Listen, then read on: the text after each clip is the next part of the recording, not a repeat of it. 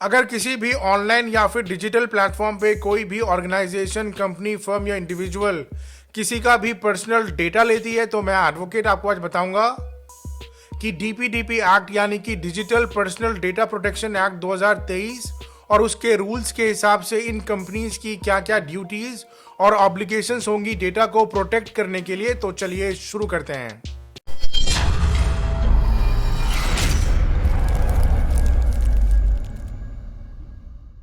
Pace legal consultants में आपका स्वागत है। किसी भी डिजिटल ऑनलाइन कंपनी को एंड यूजर का डेटा सिर्फ लॉफुल और लिमिटेड पर्पस के लिए ही इस्तेमाल करना होगा और उसका डेटा इस्तेमाल करने से पहले उसकी कंसेंट लेना मैंडेटरी और कंपलसरी होगा और कंसेंट लेने से पहले या उसके साथ उसको एक नोटिस देना भी कंपलसरी और मैंडेटरी होगा।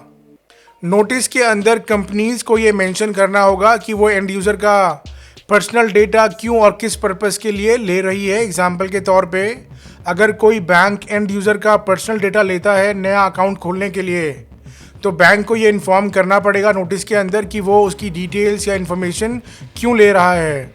और कंपनीज को नोटिस के अंदर ये भी मेंशन करना होगा कि एंड यूज़र जो अपनी कंसेंट दे रहा है अपने डेटा को यूज़ करने के लिए, वो अपनी कंसेंट कभी भी विड्रॉ कर सकता है। और सभी कंपनीज को नोटिस के अंदर ग्रीवेंस रेड्रेसल की इंफॉर्मेशन भी मेंशन करनी होगी, जहां पे एंड यूजर अपनी कंप्लेंट को फॉरवर्ड कर सकता है और ग्रीवेंस रेड्रेसल के पास 90 डेज का टाइम होगा कंप्लेंट को रिजॉल्व करने के लिए।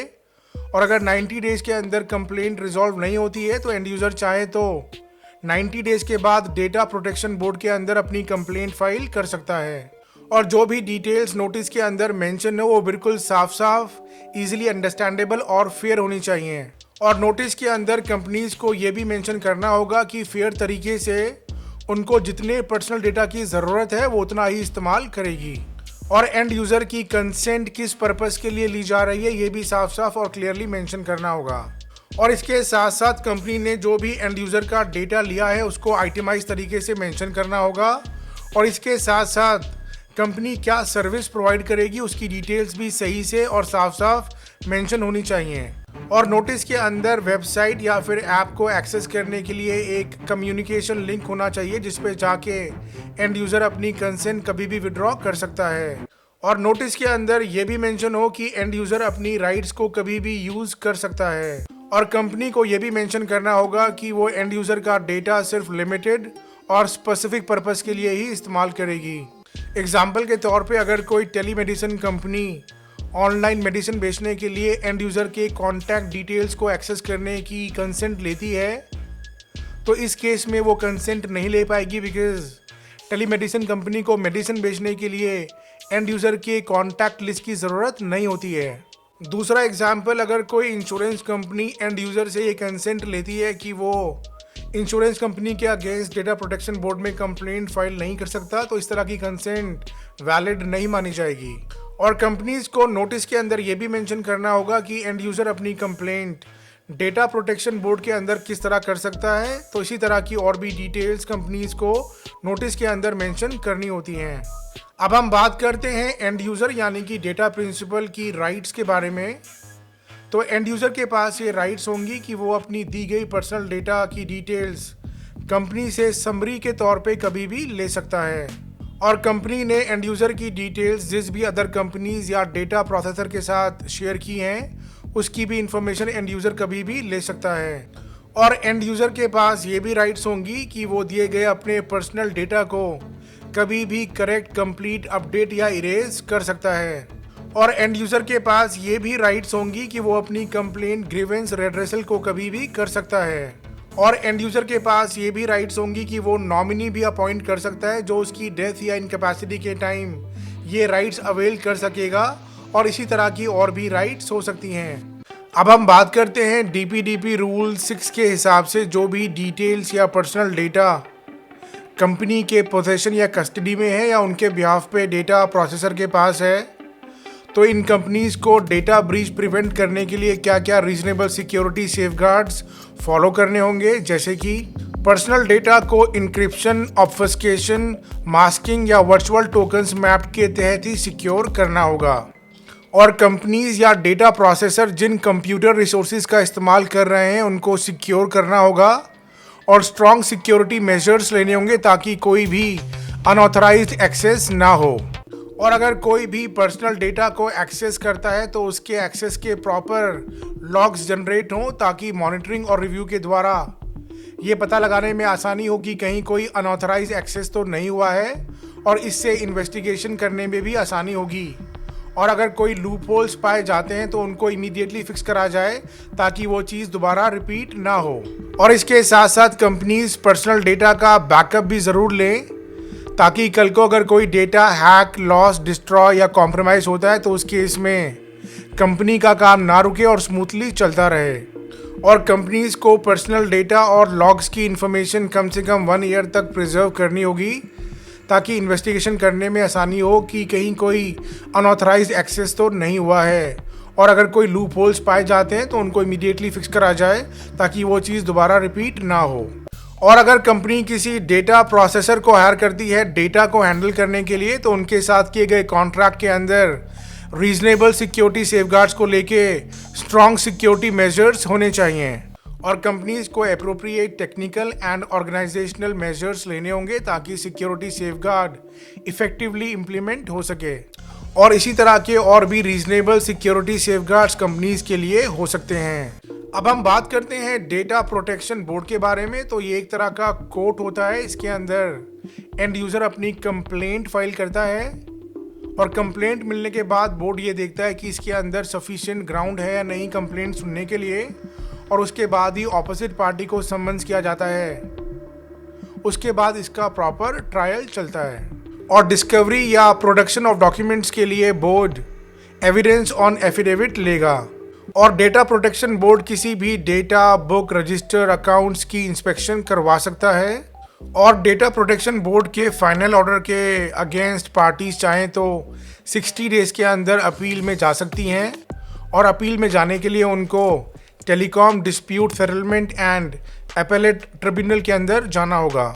अब हम बात करते हैं ब्रीच और पेनल्टीज़ के बारे में। अगर ये पाया गया कि किसी कंपनी ने सेक्शन 8 क्लॉज 5 के अंदर मेंशन चीज़ों को सही से फॉलो नहीं किया है जो रीजनेबल सिक्योरिटी सेफगार्ड्स को लेके हैं ब्रीच को प्रिवेंट करने के लिए, तो उसके ऊपर 250 करोड़ की पेनल्टी लग सकती है।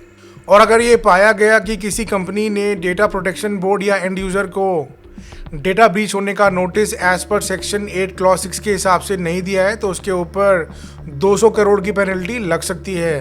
और अगर ये पाया गया कि किसी कंपनी ने सेक्शन 9 जिसके अंदर बच्चे या फिर डिसेबल पर्सन की कंसेंट के बारे में मेंशन्ड है कि उनके केस में वेरीफाइबल कंसेंट लेना मैंडेटरी और कंपलसरी है उनके लीगल गार्डियन या फिर पेरेंट्स से, तो अगर किसी कंपनी ने इसको प्रॉपरली फॉलो नहीं करा है तो उसके ऊपर 200 करोड़ की पेनल्टी लग सकती है। और अगर किसी कंपनी ने सेक्शन 10 जिसके अंदर सिग्निफिकेंट डेटा फिड्यूशरीज के बारे में बताया गया है, तो अगर इन कंपनीज ने वो एडिशनल ऑब्लिगेशंस पूरी नहीं करी तो उनके ऊपर 150 करोड़ तक की पेनल्टी लग सकती है। और अगर किसी ने सेक्शन 15 में मेंशन ड्यूटीज़ का ब्रीच किया है, जैसे कि गलत इन्फॉर्मेशन देना या अपनी पहचान छिपाना या ना बताना या फिर झूठी कंप्लेन करना या इसी तरह की और भी चीज़ें हो सकती हैं, तो उनके ऊपर 10,000 रुपये तक का फाइन लग सकता है। और अगर किसी ने डेटा प्रोटेक्शन बोर्ड को सेक्शन 32 के हिसाब से वॉलंटरली अंडरटेकिंग दी है और बाद में जाके वो इंसान अंडरटेकिंग की टर्म्स को ब्रीच करता है, तो उसके ऊपर ब्रीच की ग्रेविटी को देखते हुए फाइन या पेनल्टी लग सकती है। और अगर ये पाया गया कि किसी ने इस एक्ट या रूल के किसी और प्रोविज़न को ब्रीच किया है तो उसके ऊपर 50 करोड़ तक की पेनल्टी लग सकती है। अब हम बात करते हैं कुछ इंपॉर्टेंट पॉइंट्स के बारे में, जैसे कि ट्रायल के दौरान डेटा प्रोटेक्शन बोर्ड या उसके ऑफिसर किसी भी कंपनी या इंडिविजुअल का कोई भी ऐसा इक्विपमेंट अपनी कस्टडी में नहीं लेंगे जिनसे उनकी डेली काम पे कोई भी इफेक्ट पड़ता हो। और कंपनीज अपनी वेबसाइट या ऐप के ऊपर डेटा प्रोटेक्शन ऑफिसर या फिर किसी और पर्सन की कॉन्टैक्ट इन्फॉर्मेशन पब्लिश करेंगी जहां पर एंड यूज़र आसानी से कम्युनिकेट कर सके और अपने डेटा प्रोसेसिंग होने की सारी इन्फॉर्मेशन ले सके। और जो कंपनी सिग्निफिकेंट डेटा फिड्यूशरीज की कैटेगरी के अंदर आती हैं उनको 12 महीने में एक बार डेटा प्रोटेक्शन इम्पैक्ट असेसमेंट और ऑडिट करवाना होगा, ये इंश्योर करने के लिए कि वो लोग सही से डीपीडीपी एक्ट और उसके रूल्स को ऑब्जर्व कर रहे हैं। और अगर डीपीडीपी एक्ट आने से पहले किसी भी कंपनी ने एंड यूज़र का पर्सनल डेटा लिया है तो उनको भी नोटिस के ज़रिए इन्फॉर्म करना होगा। और अगर किसी भी एंड यूजर ने अपनी पर्सनल डेटा को इस्तेमाल करने के लिए कंसेंट दी है तो कंसेंट को प्रूव करने का बर्डन हमेशा कंपनीज के ऊपर होगा कि कंपनी ये प्रूव करे कि एंड यूजर ने अपनी कंसेंट दी है। और अगर कोई चाइल्ड या फिर डिसेबल पर्सन है तो उनका पर्सनल डेटा इस्तेमाल करने से पहले सभी कंपनीज को उनके पेरेंट्स या फिर लॉफुल गार्डियन की वेरीफाइबल कंसेंट लेना कंपलसरी और मैंडेटरी होगा। और कंपनी की ये भी जिम्मेदारी होगी कि वो ये खुद वेरीफाई करें कि कंसेंट देने वाले लोग वाकई में उसके पेरेंट्स या फिर लॉफुल गार्डियन हैं। अब हम बात करते हैं कंसेंट मैनेजर के बारे में। कंसेंट मैनेजर एक इंडियन कंपनी होगी, इसकी नेटवर्थ 2 करोड़ से ऊपर की होगी और ये डेटा प्रोटेक्शन बोर्ड से रजिस्टर्ड होगा और इसका खुद का एक प्लेटफॉर्म होगा जहां पे एंड यूज़र अपना कंसेंट वाला काम आसानी से कर सके।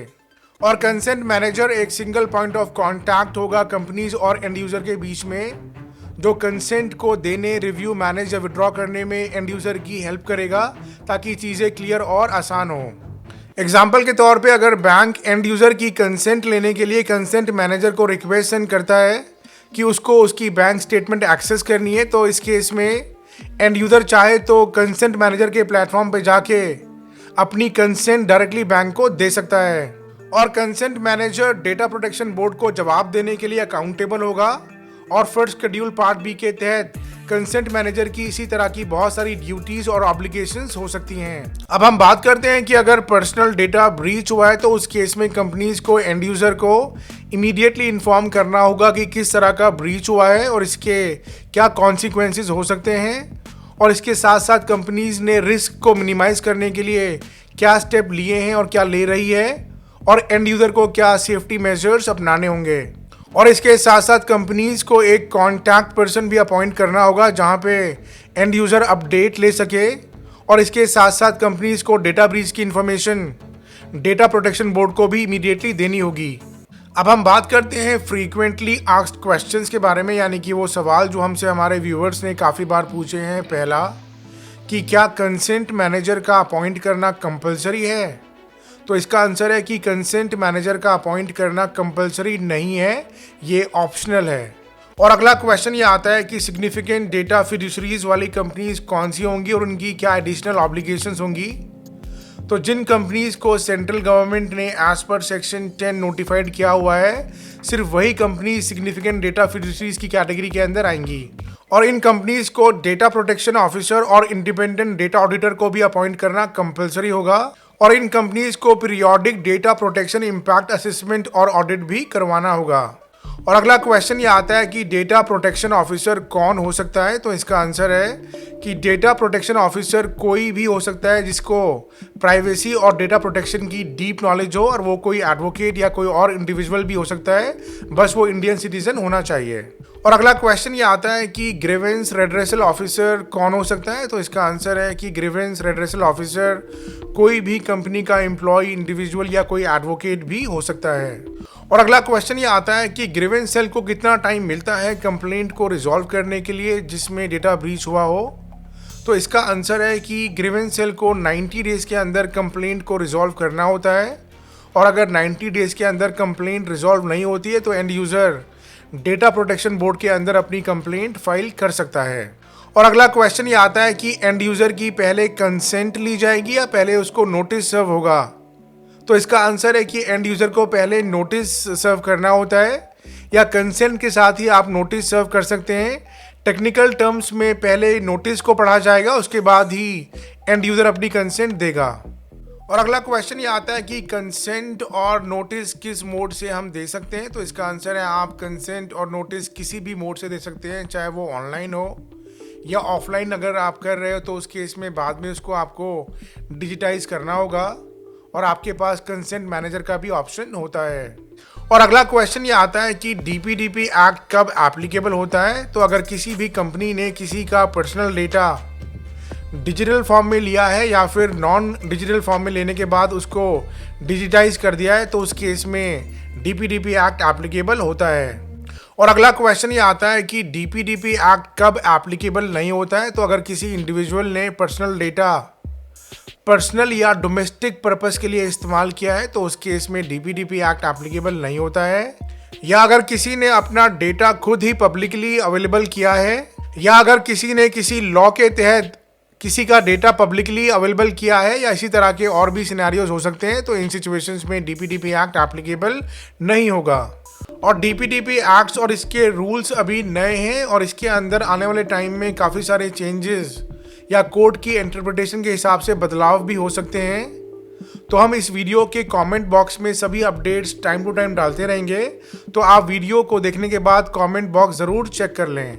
तो कंपनीज को अपनी वेबसाइट की प्राइवेसी टर्म्स को अपडेट करवाने के लिए या फिर एंड यूज़र को कंसेंट या नोटिस किस फॉर्म में देना है उसके लिए, या consent manager, data protection officer या ग्रीवेंस रेड्रेसल के ऑफिसर की डिटेल्स किस तरह मेंशन करनी है उसके लिए, या फिर कंपनीज को किस तरह के रीजनेबल सिक्योरिटी सेफगार्ड्स लेने हैं उसके लिए, या फिर डेटा ब्रीच होने के टाइम पे क्या क्या चीज़ें फॉलो करनी होती है, या इसी तरह के सभी कामों के लिए आप एक एक्सपर्ट एडवोकेट हायर कर सकते हो ताकि आप लीगली स्ट्रांग और सेफ रहें। तो आज के लिए बस इतना ही। किसी भी लीगल इन्फॉर्मेशन के लिए आप हमें कभी भी कॉल या व्हाट्सएप कर सकते हैं। हमारा नंबर है 8826484040, या आप हमारी वेबसाइट pacelegalconsultants.com पर भी लॉगिन कर सकते हैं, या फिर कमेंट करके अपना कोई भी क्वेश्चन पूछ सकते हैं। आप इस वीडियो को सब्सक्राइब, लाइक और शेयर ज़रूर कीजिए।